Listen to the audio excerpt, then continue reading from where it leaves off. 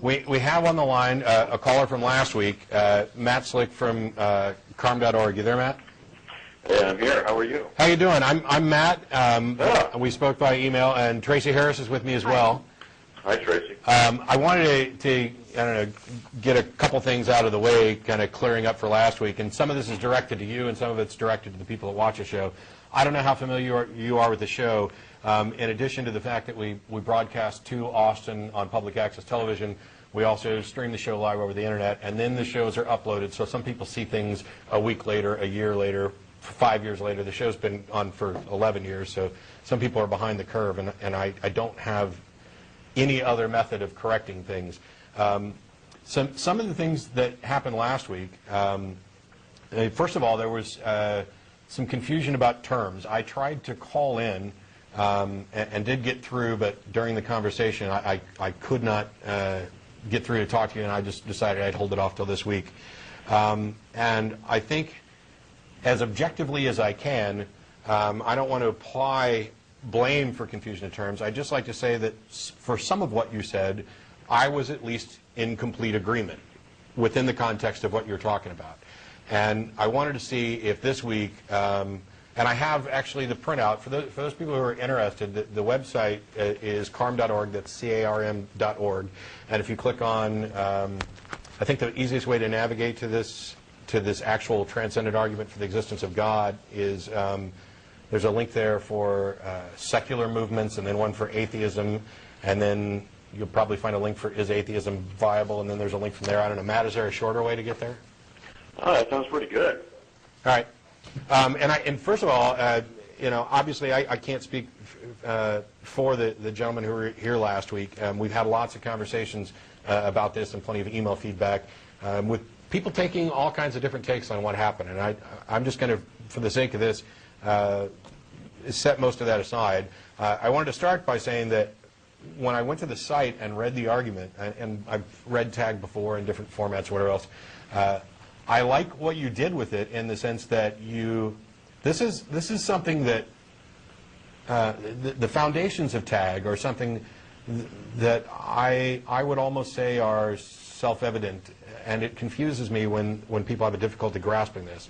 But the argument itself and the construct that you're going through is not something that is necessarily approachable or accessible to everybody. And I think you did a good job of making it as approachable as it can be. So, wow, I want to say thanks for that, because I agree exactly with what you're saying.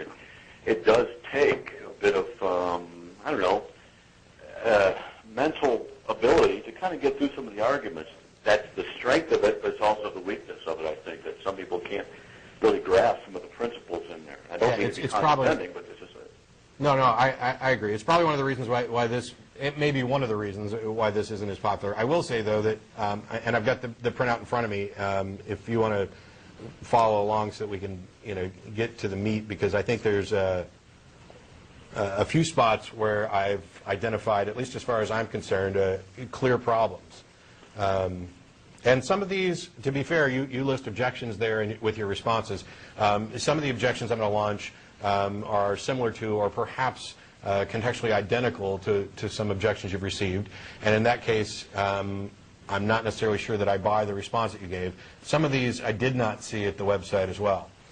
But starting with number one, and part of the way, by the way, part of the confusion from last week, and this is for the viewers and for you as well. When you started talking, in your written version, you're very clear. Logical absolutes, logical absolutes, logical absolutes, so that the person who's reading this knows that you're not talking about just logic, as in the model that we use, the application of these absolutes. You're talking about the absolutes themselves, and we're talking about classical logic as well, Aristotelian syllogistic logic. Although I'd argue that all the other versions are still dependent upon this. I mean, we're talking about something that's absolute in that sense. Matt, I'm surprised again. Well said. I told you I'm in agreement here. Here's the thing. So we're going to go ahead with number one. There's the law of identity, the law of non-contradiction, and the law of the middle. Okay, fine. I got no objection to those. Number two, logical absolutes are truth statements, such as that which exists has attributes and nature. And yeah, I would not only agree with that, but I'd say that these absolutes only apply to statements that are truth statements. If there's something that is inherent, except in a meta sense, and I don't want to confuse everybody, but I'll get to that in a second. If there's a statement like, this statement is false, which is internally contradictory, these absolutes don't say that any statement you could make is necessarily true or false. These absolutes say that any statement you could make have the characteristics of whatever that statement is and not the characteristics of whatever that statement isn't. Did you follow? Let me jump in. I'm with you. The statement, this statement is false, does not fall into the category of excluded middle, but under the category of non-contradiction, because it's a self-refuting statement. Yeah. I'm with you there, too.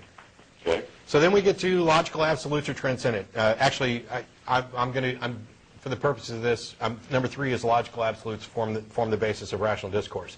That's where I was agreeing with you before as well, that without these absolutes, you really can't make truth statements, and anything could be contradictory. You have no way of discerning what is or isn't. That's correct. Okay, so number four, logical absolutes are transcendent. This is the one where you kind of got an objection, although I think that the discussion was referencing two different things, and also I think that a lot of I don't want to say atheists, that's not actually correct. Secularists have a knee-jerk reaction to the word transcendent, and it's justified in the sense that how transcendent is used colloquially is something that we would obviously launch an objection to. But that's not the usage you're talking about here. Really, your usage is, it might be better just to say non-contingent. It's not contingent upon space, time, matter, or thought. Yes. As far as logical absolutes not be contingent upon thought, the nature of logical absolutes is that there are conceptual. Thought is conceptual. Well, you're getting ahead of me. You're getting ahead of me. And actually, to be fair, I did move ahead, so go ahead. So I wouldn't necessarily agree with the last premise there in that they're not of thought or things like that, but they're not contingent upon physical existence. Yeah. And the reason we know that is because of the property material. You probably get into that. I'll let you read through it, the property function. But go ahead. So we've reached essentially the first part where I think there's a problem, and that is in number 4 on number 3. 4 sub 3, you say logical absolutes are not dependent on people. That is, they are not the product of human thinking. My response to that is, I agree. They are not the product of human thinking. And we're talking about the absolutes here. I would just extend that to say that there's no reason to think they're the product of any thinking. And the only reason I can see that you wouldn't simply put that there is because in a minute you're going to turn around and argue that they are a product of thinking. I'm not sure how to answer that, because, if I can get this out, to say that the product of thinking, since they are conceptual by nature, it's like saying they have to exist if someone thinks them. But then is the thinking the process, bring about the result of a logical absolute, well, then you fall back into the category of them being formed by someone's thinking. That wouldn't work. I think that's partly why I'm objecting to, well, we're not quite to number 6 yet, but we are because we're meshing this together a little bit. We'll set aside this disagreement on number 4 for a minute just for clarity. 5 will just grant that they're not dependent on the material world and move on to 6, where you're saying logical absolutes are conceptual by nature. And I'd argue that you're using the wrong word there. Just for the sake of clarity, that instead of conceptual, which implies this problem you were just talking about, that that it is some product of thought, that the correct word to use there is actually abstract. That logical absolutes are abstract by nature. We have to define abstraction, and abstraction requires mental processes. Yeah. Yeah, it requires mental processes in the sense. Wow, there may not be a good word for this. Let me jump in a little bit and help you out, because I've wrestled with just that right where you're at. Well, there is a flaw. There is a flaw, a logical flaw in 6.1, and that's easy to demonstrate. Irrespective. Are you saying that logic is not because logic is a process of the mind, is what 6A says. Excuse me. And you're saying logic is not a process of the mind? No. This is the fallacy. This is the fallacy I'm talking about. All the way up to this point, you say logical absolutes, logical absolutes, logical absolutes, and then you say logic is a process of the mind. What you're doing in 6.1 is making an inductive argument. You're saying logic is a process of the mind, and that I would agree as long as we're talking about logic in the sense of the models that we do, the application of these absolutes. And you're saying logical absolutes provide the framework for logic, which I agree with. But then you say, therefore, logical absolutes are conceptual by nature. That is a logical fallacy. To say that the application of X is conceptual, therefore X is conceptual, is a logical fallacy.